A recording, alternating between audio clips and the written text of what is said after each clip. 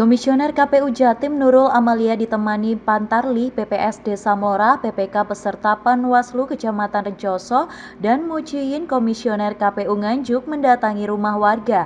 Kedatangan Nurul untuk melakukan monitoring coklik yang sebelumnya sudah dilakukan Pantarli. Dalam prosesnya, Nurul mengecek stiker yang sudah ditempel Pantarli di rumah warga.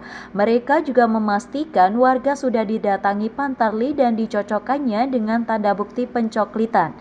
Sebelum terjun ke rumah warga, Nurul juga memberikan arahan terkait coklit kepada Pantarli dan PPS Desa Mlora di Balai Desa setempat. Pantarli yang mengikuti forum sempat menyampaikan hasil kerja dan kondisi di lapangan.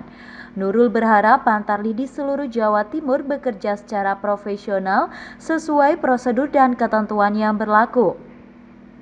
Nurul meminta warga yang belum dicoklit untuk segera menyampaikan ke perangkat desa atau Pantarli setempat.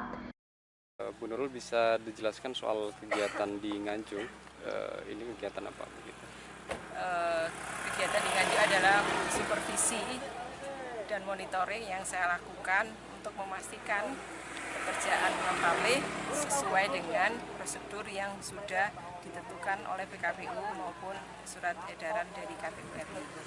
Saya berharap pekerjaan itu dilakukan dengan baik sehingga menghasilkan data pemilih yang akurat, akuntabel, dan presisi di lapangan. Jadi pekerjaan ini tidak bisa dianggap enteng karena harus mencocokkan satu persatu nama dengan identitas yang dimiliki oleh pemilih, dan itu harus dipastikan sesuai dengan data yang paling mutakhir. Selama monitoring ini kendala apa yang ditemukan di lapangan oleh Bu Nurul? Kalau selama monitoring kendala di lapangan tidak begitu berarti ya, karena yang saya kunjungi wilayah yang masih mudah dijangkau. Hanya memang beberapa laporan terkait administrasi kependudukan yang ternyata di lapangan masih banyak yang perlu diperbaiki. Dan ini harapan kami hasil coklit ini bisa dikoordinasikan dengan pemangku kepentingan yang mengurusi terkait data kependudukan agar nanti data yang kami dapatkan bisa menjadikan sumber data dari Dukcapil untuk memperbaiki data yang mereka miliki.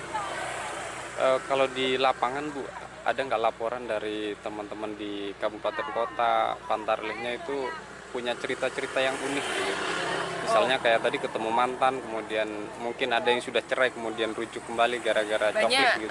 Banyak cerita yang kami dapat, banyak. Ada yang KTP-nya itu mestinya namanya dia sudah benar namanya, karena namanya sama, ternyata data yang masuk di KTP itu nicknya berbeda. Nicknya adalah nicknya orang yang sudah meninggal.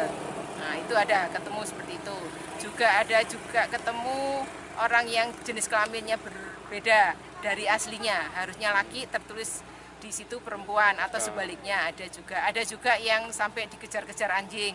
Ada juga yang ngetok-ngetok pintu tidak dibukakan oleh pemilik rumah, terutama yang warga-warga bukan pribumi. Itu banyak kendala yang dialami teman-teman Pantarli untuk melakukan hal itu. Pengalaman menariknya begitu ya? Pengalaman menarik ya biasanya itu ada yang dikejar-kejar anjing, model-model begitu ya. Dari Nganjuk, Andri Purwanto, KSTV.